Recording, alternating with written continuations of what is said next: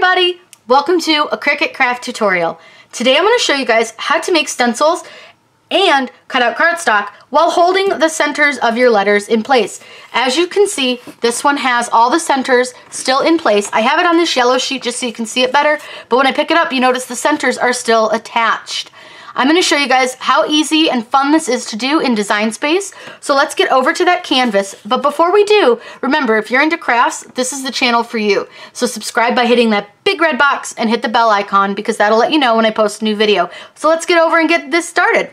I've already got my letters put out into Design Space.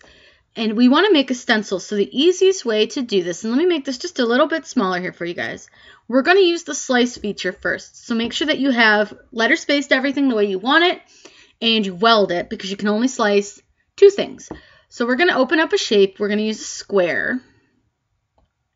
And I'm going to unlock my square so that I can stretch it without making it enormous. And it's going to cover up your entire words. So you'll select both pieces. You can either do that by drawing a square around both pieces, selecting them over in the Layers tab by holding Control. But you're going to slice, and what you'll see happen is we're going to end up with three pieces. So you're going to end up with a gray I Love You Always, and I used I Love You Always because I think it has a lot of loops. You're going to end up with the black I Love You Always and the gray box. We don't want the black one anymore. We just want this gray box. Because we're going to make a stencil, I'm going to make this bigger so you guys can see it again because it's a little bit hard to see sometimes if I'm doing this a little bit small. But I'm doing it this way because we have to weld little lines to hold on the center pieces of our letters. I've had so many questions on how to do this, so I wanted to show you guys. It's super duper easy. So all we're going to do is open up a square, and you're going to make your square small. So go ahead and unlock it right here in this lower left-hand corner, and you're just going to make it kind of small. And I like to change the color of it just so we can see it better, so I'm just going to make it yellow. And to make life easier for myself, I'll just duplicate it a couple of times, and you can always duplicate more as you need to. And what you do is you just take it and you make it relatively small, however big you want it to be. And what you need to do is make sure that it is touching both the middle part and the outside part of your stencil. And you're going to do that for each of your little center pieces. And you're going to use a pretty small piece of square, and you can place as many of them as you want at once, so you don't have to constantly weld after each and every little square. So you can go through here and just place all the ones that you need to place, and you can see I am making them quite a bit smaller as I'm going. You want to do that. You want to make them probably just about as small as you can so that you're not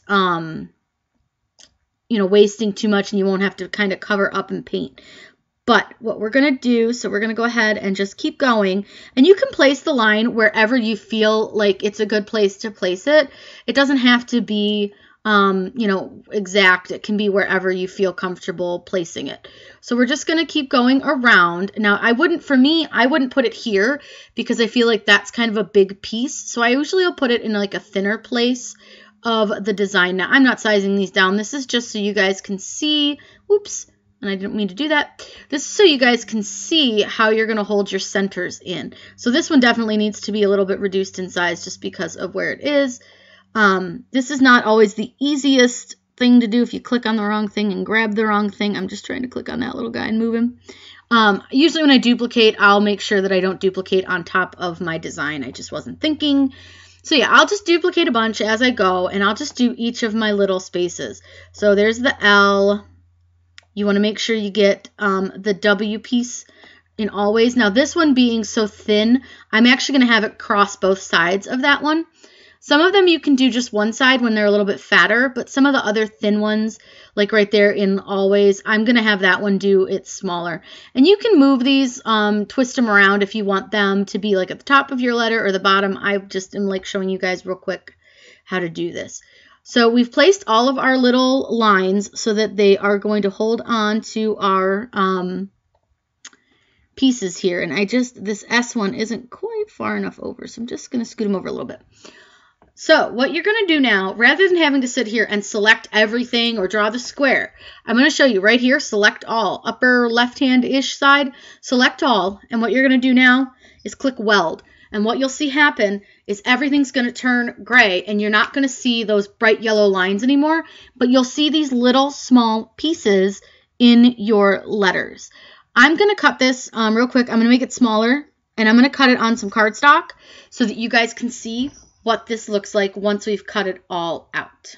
I've just cut this out of cardstock just to save myself money, but it's great when you can cut it out of acetate or craft plastic, stencil film, lots of things like that you can use to make reusable stencils with this. But this is also great if you're making a card with cardstock because as you can see, all of our letters centers have stayed. There are just a tiny, tiny little line that's holding those in.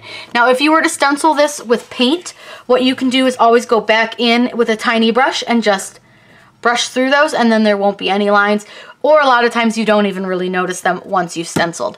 This is really easy. It's just a little bit time consuming, especially if you're doing a very large stencil, but it will save you a ton of time if you're using a reusable stencil versus vinyl for a stencil. I hope you guys had a lot of fun learning how to do this.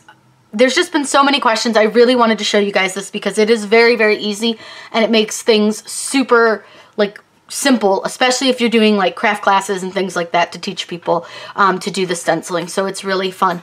If you guys have any questions, please let me know in the comments down below. I'm always happy to answer those for you. Make sure you subscribe to my channel by hitting that big red box down below and click that bell icon because that lets you know when I post a new video. Have a great day and happy crafting.